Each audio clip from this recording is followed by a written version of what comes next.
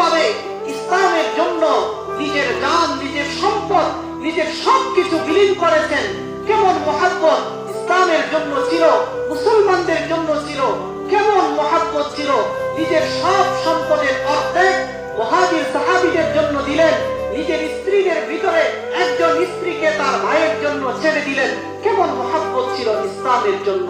প্রিয় ভাইরা আমার, ওই ইসলাম আমার আপনার ভিতরেও আছে, ওই ইসলাম আমার আপনার ভিতরেও আছে।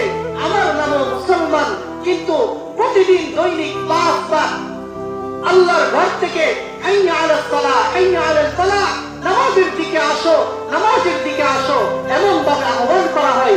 ইসলামের জন্য আহ্বান করা হয়, মুসলমানদেরকে আহ্বান করা হয়। মসজিদের মুয়াজ্জিন আল্লাহর পক্ষ থেকে হয়ে আহ্বান করতে থাকে। কিন্তু আমি এমন হতভাগা মুসলমান, মসজিদে গিয়ে আল্লাহর কুদরতি পায়ে সিজদা দেওয়া আমার সৌভাগ্য হয়। আমার চেয়ে বড় দুর্ভাগা আর কে হতে পারে? আমার চেয়ে পোড়া কপাল আর কে হতে পারে?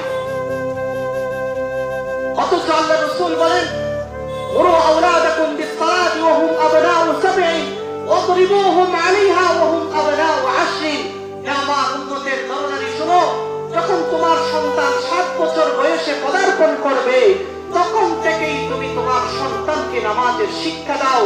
10 বছর বয়সে আসো, এখনো পর্যন্ত নামাজের ভিতরে উদাসীনতা দেখা যায়। জোহর পড়লে আসর পড়ে না, মাগরিব পড়লে ইশা পড়ে না, এক ওয়াক্ত পড়লে আরেক ওয়াক্ত পড়ে না।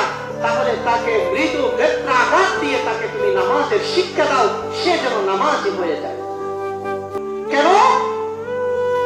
যেই বান্দা নামাজের সাথে সম্পর্ক রাখবে, যেই বান্দা নামাজের সাথে সুসম্পর্ক রাখবে, নামাজের হক আদায় করে নামাজ পড়বে, আল্লাহ তাআলা কোরআনে কারীমে বলেন, ইন্নাস সালাতা তানহা আনিল ফাহশাই ওয়াল মুনকার ওয়া লাযিকরুল্লাহি আকবার ওয়াল্লাহু ইয়ালামু মা তাসনাউন।